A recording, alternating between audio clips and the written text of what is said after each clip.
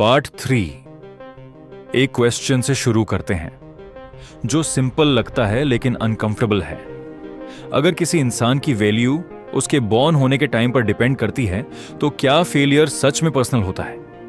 आज एक software engineer useful है, सैलरी है, डिमांड है, रिस्पेक्ट है, लेकिन वही इंसान अगर मिडिवल एज में बॉर्न होता, no computers, no electricity, no digital world, उसकी इंटेलिजेंस कम नहीं होती, उसकी क्यूरियोसिटी गलत नहीं होती, बस एक चीज मिसिंग होती, सिस्टम। तो सवाल यह है, क्या इंसान यूजलेस होता है या सिस्टम उसकी कैपेबिलिटी को रिकॉग्नाइज नहीं कर पाता? ह्यूमन सेम नहीं होते और यही सबसे मिसअंडरस्टूड ट्रूथ है। हर इंसान के पास अलग थिंकिंग का रिदम, रिस्क लेने की कैपेसिटी, क्यूरियोसिटी की डायरेक्शन, इमेजिनेशन की डेप्थ, क्रिएटिविटी का डिफरेंट डिमेंशंस है। लेकिन सिस्टम क्या करता है? सबको एक नैरो लेन में डाल देता है और फिर कहता है जो फिट नहीं हुआ वो वीक है।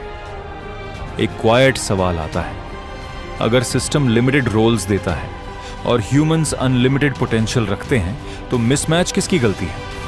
अब फ्यूचर डोमेन्स देखो, space technology, biochemistry, advanced simulations, games, anime, virtual worlds, new physics, extreme exploration, unknown technology. ये डोमेन्स रेयर हैं, वैल्यूएबल हैं, ह्यूमैनिटी फॉरवर्ड हैं, लेकिन रियलिटी क्या है?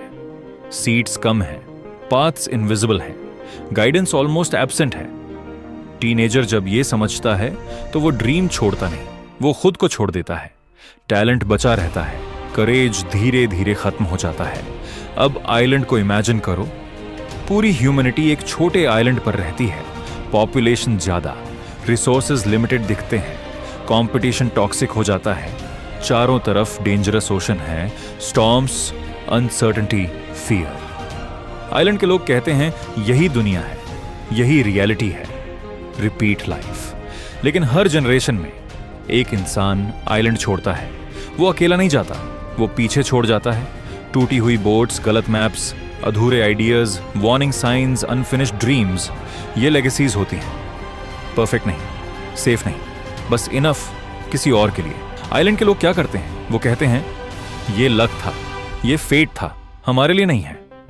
और जो अगला इंसान जाने की कोशिश करता है उसे रोकते हैं, रिस्क मत लो, रिसोर्सेज लिमिटेड है, रियलिटी एक्सेप्ट करो।